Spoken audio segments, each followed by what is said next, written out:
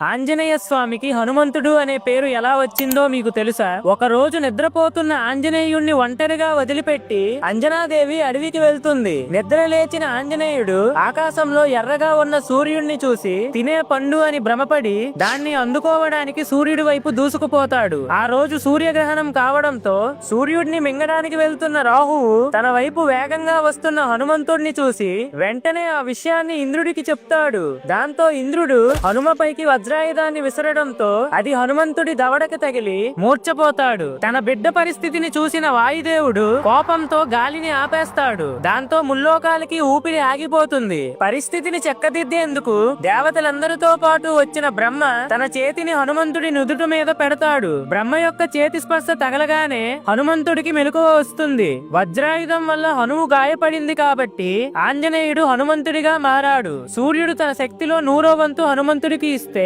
బ్రహ్మ చిరాయువుని ఇచ్చి బ్రహ్మాస్త్రం కూడా హనుమను ఏం చేయలేదు అని వరం ఇస్తాడు. ఫ్రెండ్స్, జై శ్రీరామ్ అని కామెంట్ చేయండి.